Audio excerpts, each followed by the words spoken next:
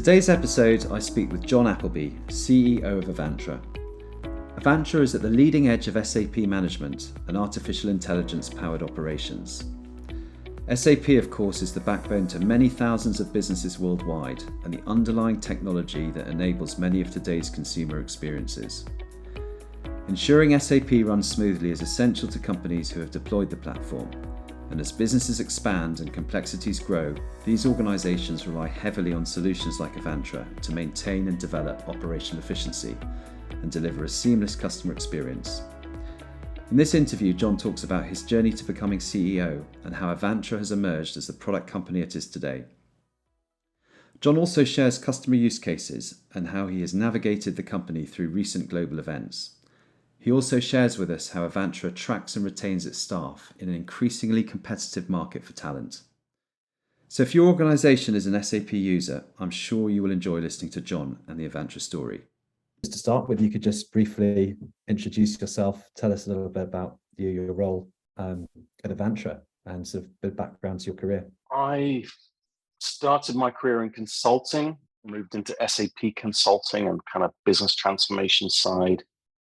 Kind of 2004, so it's nearly 20 years ago. I'm old now, not grey-haired completely yet, but getting old. Spent, first 10 years or so of my career in consulting, sold that business, never want to go back in consulting. Just one of those things. I moved into the software side of the business. I worked for SAP for a while, and then in kind of mid of 2020 came to run this business here, and have learned to absolutely love the software space. What is now Avantra, it's not what it was. It was actually a services business originally, running SAP customers, running the actual SAP software for customers, and they built some IP, which then became the Avantra product when we rebranded it in 2020. So that's me and my background. It's not terribly complicated.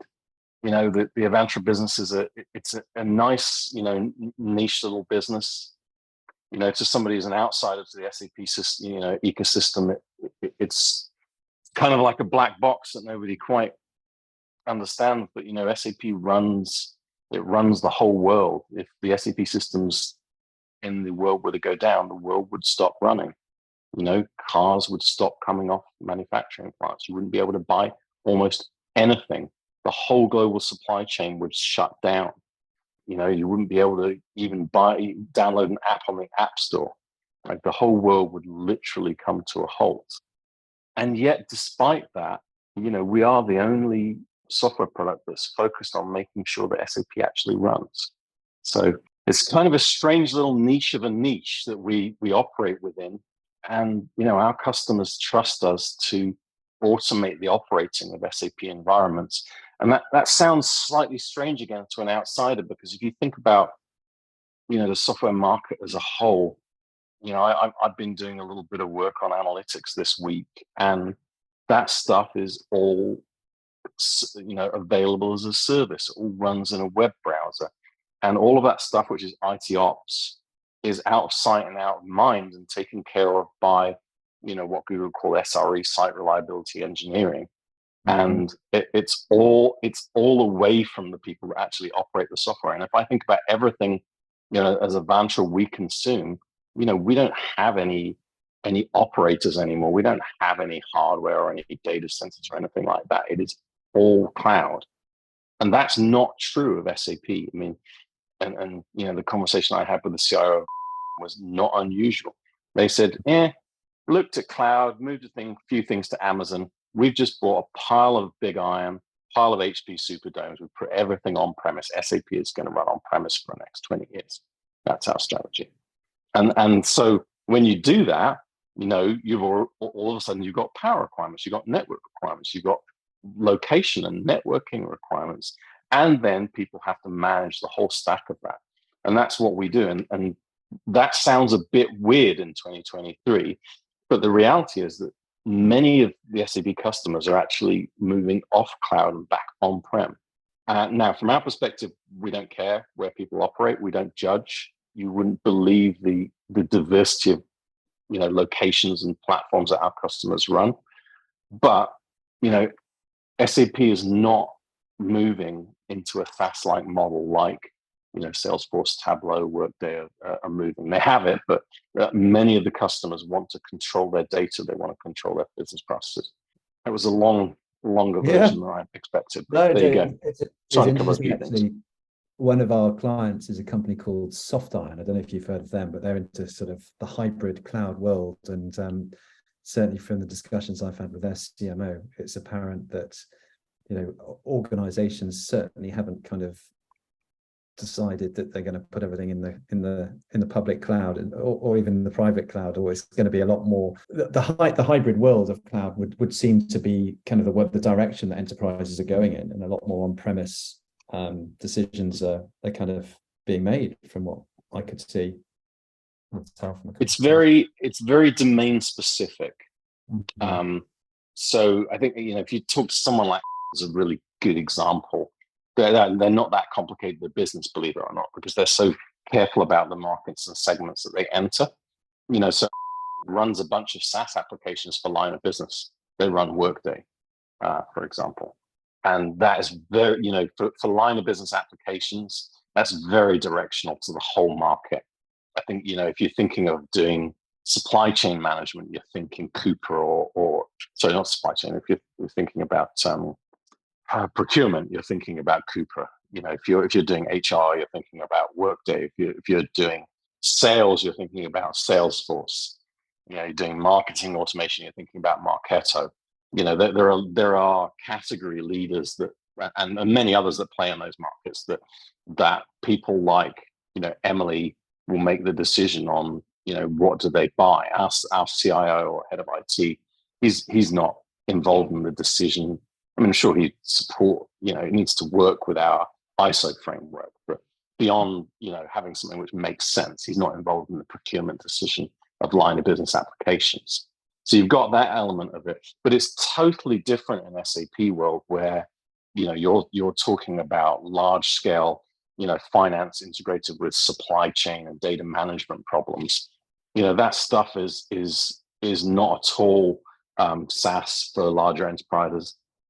It is for businesses like us, so at our size and scale, and maybe for 10 times our size and scale, you absolutely choose a SaaS application. We use Xero, I think, for finance, and you don't want to have the cost of operating a more customized environment. But you get up into in the global 1,000, every single one of them runs them as discrete, highly customized applications. So, and you're exactly right on your hybrid point, because you've then got custom dev. And custom dev has totally moved off-prem at this point. Custom dev is primarily done in one of the platforms as a service, right? Be it Google, Microsoft, Amazon, or Force.com, or wherever you are.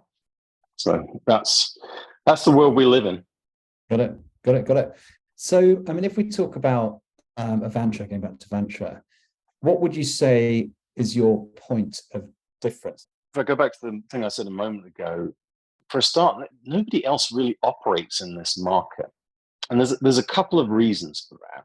The first one is that SAP sort of operates in this market, in that they have an offering which is included with their support agreement. And it does a very mediocre job of managing operations for SAP. And it has its fans, but mostly not. And they're actually discontinuing the stuff. But SAP have done a half job of doing that for a very long time. The second thing is that the barriers to entry for our software are just so high. Just think about where it might be running. So first of all, where's it running? It's running on one of the 3 hyperscalers, or it's running on VMware, or it's running on bare metal. And so you need to support all of those. Now you've got the platforms. I mean, because it's running on bare metal, you've still got Unix. So IBM is the big player, but we've still got HP and Sun. People still run that stuff. And then you've got all of the variations on VMware. You've got Linux and Unix and all of the variations of SUSE and Red Hat that's supported. And then you've got the database layers, SAP customers. I mean, you wouldn't believe the variation. We support over 200 different database versions, and that includes SAP's MaxDB database that you've never heard of, Adabash that you've never heard of, they're Infomix systems. I mean, and then right the way to the latest S4 HANA and the HANA versions and all of this and everything in between, IBM, Microsoft, and Oracle databases. And then you've got all the SAP applications. So you take this matrix of things, and it's this explosion of different versions. Someone said to us, we've had lots of problems with agent-based software in the past because of little endian. Well, yeah, we support PowerPC, little endian, not just for AIX, but also for Power Linux. And so for you to enter our market, you need to support all of that stuff. And the number of combinations is insane. And we support it all, and it all works. And so that's the reason why we're the only people in this market. And so, and then what is this market and what do we do for customers? In 2023, and this is why I always laugh about SAP's offerings in this area, IT operations software has to reduce costs. People are not buying operations software that doesn't reduce cost. They're buying marketing software that doesn't reduce cost, maybe. But I'm sure Emily's thinking, if I'm gonna do, I don't know, Sales Loft or something, it's actually also got to be reducing manual effort as well. You're not buying software that doesn't also reduce manual effort and thereby reduce costs. I don't know. And we had some other software you were looking at, right? And I'm sure that there's a cost benefit to it. But in IT operations, people do not buy software that doesn't have a cost reduction element, whatever other benefits there are. But that's not why they buy our software. But that has to be the case. But the two then major reasons on top of that are, something to do with business operations. And I say that a little bit vaguely because it's different for every organization. If you talk, why do they buy our software? It was protect against the risk of any kind of problem doing new product introduction. When they release the next or whatever it is, they want to know that the store is going to run through that, everything in the back end, all the inventory lookup and all of that stuff. It all hits SAP. So if SAP goes down, they can't sell product, they can't ship product. So for them, de-risking NPI was the thing. And each customer values that stuff. Just to jump in, sorry. So when you say sort of risk mitigation in the back end of their SAP platform to ensure that the stays up, right, and so they can ship products, etc. What are the sort of risks that you're talking about protecting against? Is this cybersecurity? What are the risks? The big one for them is in NPI, they get these massive spikes of 10 to 100x load, and making sure that they find any underlying problems in the platform as that happens so that they can adjust. And because what typically happens in SAP is you get compound issues, and you get this little thing, this little configuration that somebody changed by mistake and didn't get flagged, and then it cascades into a set of things. And so what our software will do, it will give you as early visibility as you can of the problems. And what our customers then say is they just don't get downtime, because the thing that caused downtime is a cascade of 10 different things, and we catch number one or number two, and so you never get to that point where you get downtime. Brilliant. So that's, and there are information security impacts of that. For example, thousands of scripts that they've replaced with Avantra that did things all around the network. But I would say that we're more security on the configuration management than we are on the penetration testing side. There's a couple of there's a company called Security Bridge and a company called Synapsys that are much more around the outside inner security. We're more around, are things configured correctly? I would just love to know, just whilst we're talking use cases, that was really helpful. It's really interesting to hear how Avantra is helping its clients. You gave that example of loads, managing the sort of sudden peaks of load. Could you give maybe one or two other examples of kind of use cases? Yeah. And so, as I said, on the business operations side, it's really varied in terms of how customers value our software. And I give a couple of examples from Scott's Miracle-Gro that are a customer, but a couple of reasons why they bought our software. The first one was just, it was around reliability for them, but then their perspective was slightly different. Their issue was they were having around 200 priority one issues a month within SAP. And so they were just overwhelmed by the workload and the downtime and the complaints. And so we took them from about 200 to about 10, to about 95% reduction. And it takes time, You see it happen month on month on month. It just comes down slowly as they understand, because we help them with the root cause, we help them with the notification up front, we help them with the tuning of, what is a P1. All of those things definitionally, and we typically see about a 95% reduction in P1s. And remember, P1 doesn't mean down. P1 in our sense means that you need to go and resolve something now. And so for them, that then kind of gives them the freedom of the time, which is then really what our brand is about, right? Which is creating time to build, because once you've stopped all of that stress and you've got time to think, now you can have time to do the next thing. And then if you think about for another good example from Scott's, a couple of good examples is, they do these data refreshes, which is a big thing of our software, which is more on the automation side, because we talked about the observability side. Let's skip to automation. And Scott's, did these very time-consuming data refreshes that took weeks, and they do several of them a year, and we completely automate that. So what was then a very operator-centric, out of hours, 2:00 in the morning, getting up, checking things, stressful and time-consuming. We then automate all of that workflow. We provide templates that are about 80%. They configure the remaining 20% that are very specific to their SAP, because every SAP system's customized to hell. And then they take that 2-week process down into a 2-hour process. And what it means is, you kick it off when you leave the office at 5:00 on a Friday, and then it's done by dinner time.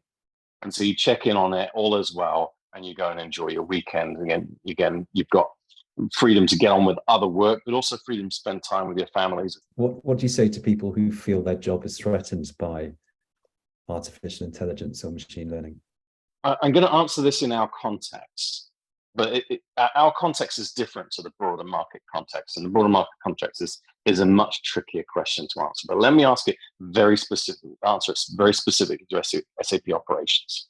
There is a very big problem in SAP land right now, which is that we need to move people onto S/4HANA, the new version of SAP, before it expires in 2027.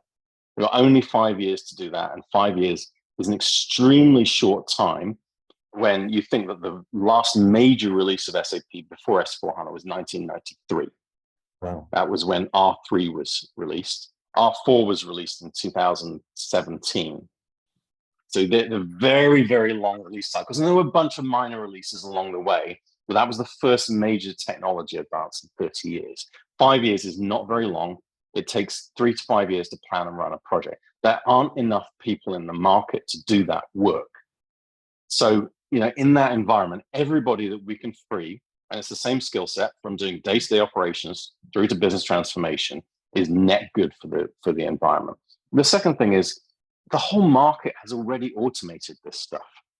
So, if you're working on Google Cloud Platform, everything is provisioned. It takes minutes to do things that took months before. And so, that's a change that happened already in the market. And, you need to move off doing manual work as it relates to IT operations and focus on the value add stuff and be more productive. That just is what it is. But I do think that that's not to dismiss a much wider ethical conversation around the broader AI market, where I think there are much broader challenges. But in our microcosm, it's only a good thing. And the people that use our software very quickly understand that this does not replace their job. It replaces that set of mundane tasks that were in their job, and they get to do much more interesting work. Brilliant. Okay. What would you say is the big opportunity for the future? And what would you say is your one wish for the world?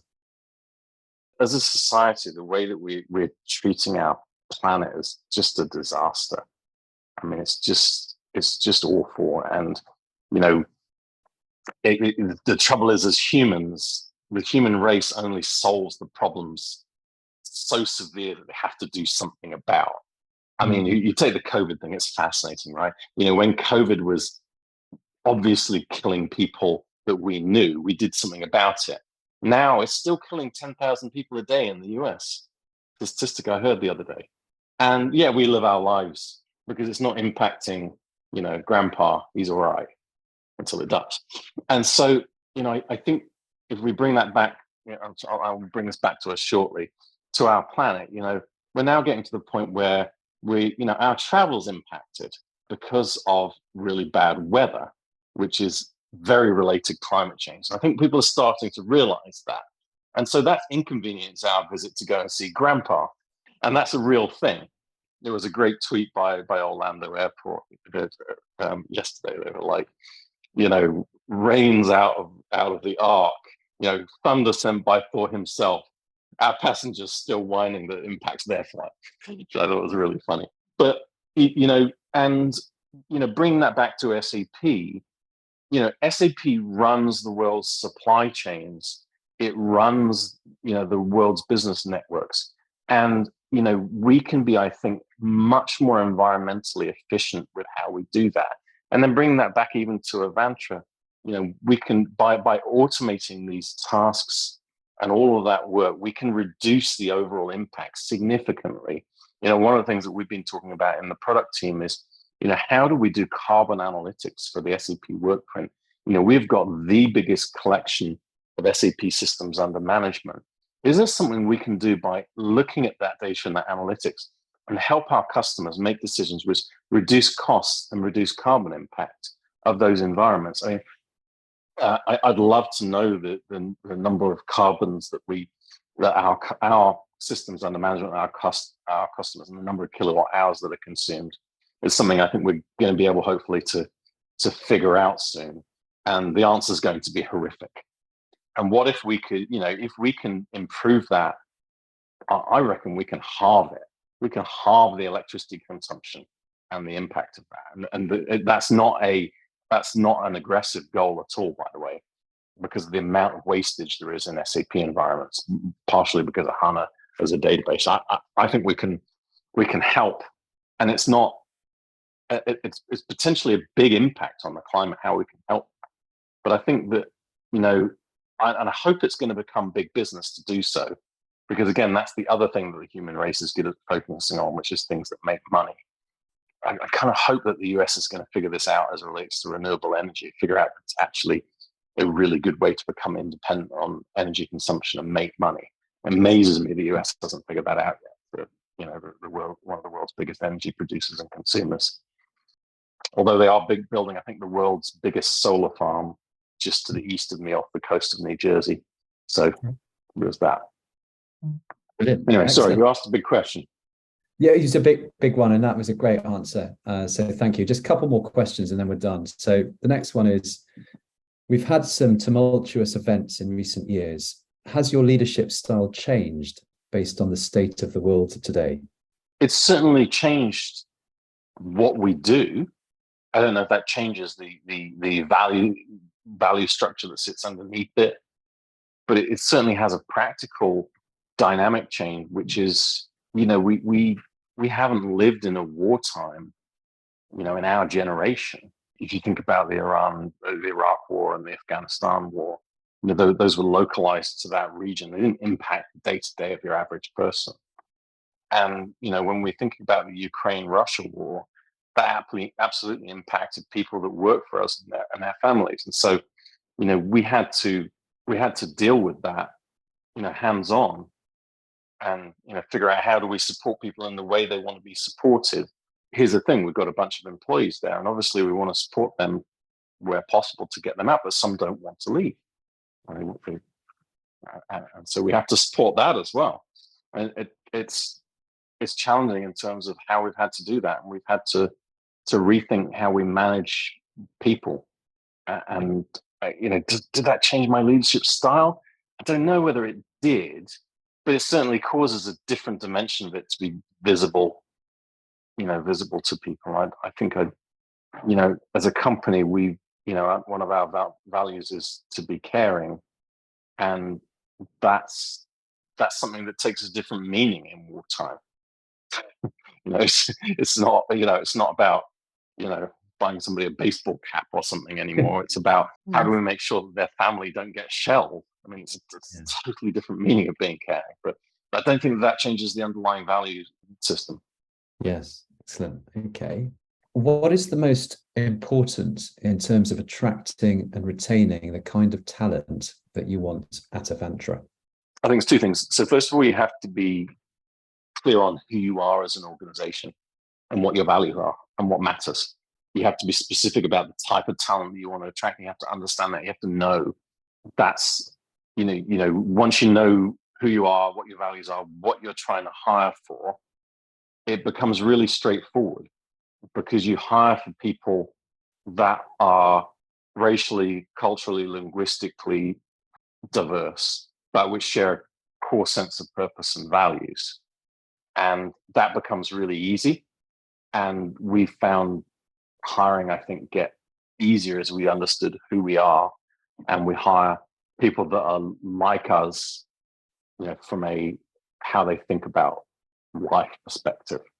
And that's what we focus on. And so I think the stronger you are about your value system, and the clearer you are and explicit about people during the recruitment process, the easier it is for people to self-select and like say, this is who I am, and that aligns to who I am as an organization. That's the kind of place I want to work for. Don, that's excellent. I think we will wrap up there. Just listening to you talk about the use cases as well, it's really, really refreshing to kind of really understand the depths of what's going on behind the scenes. So that was really interesting. Just a couple of examples, but as I said, the main thing is that and it's tricky, which is customers have their metrics. We talk about metrics-based selling, and I've got a blank on the what's the acronym, Emily? MEDPIC. Medic, Medic and MEDPIC.